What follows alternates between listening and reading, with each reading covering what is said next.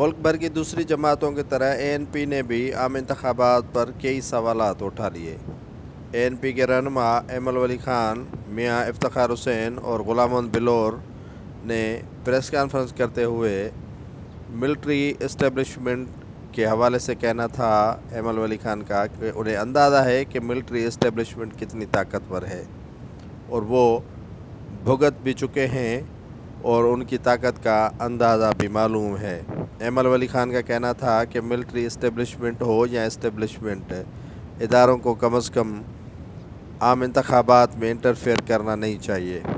आम इंतखाबात जिनकी मर्ज़ी हो जमातें लड़े और जो नहीं लड़ती वो साइड हो जाएं। हमें तो इंतखाबात में लड़ना या इंतखाबात में हिस्सा लेना ही बेहतर लगता है।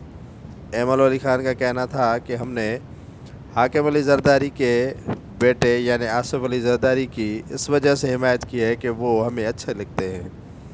उन्हें हर तरह के तकालीफ मिली और बड़ा ही प्रेशर पड़ा, लेकिन उसके बावजूद वो उन्होंने खैबर पख्तूनख्वा को एक शनाख्त दी, यानी सरहद का नाम तब्दील करके खैबर पख्तूनख्वा रखा।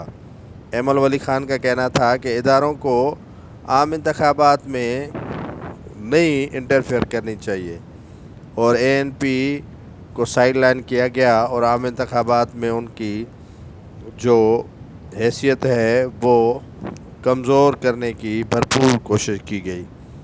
एमल वली खान का कहना था कि ANP खैबर पख्तूनख्वा में एक ताकत है, लेकिन उन्हें सुकड़ के रख दिया गया है।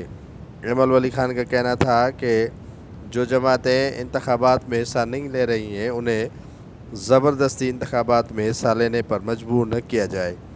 ANP हमेशा इदारों का एहतराम करती आई है और इदारे ANP को साइड लाइन करते आए हैं। एमल वली खान का कहना था कि आसिफ अली जरदारी एक बेहतरीन सदर के तौर पर हमें यकीन है कि वो पख्तूनख्वा के अवाम के हुकूक़ का तहफ़्फ़ुज़ भी करेंगे और हमें तन्हा नहीं छोड़ेंगे।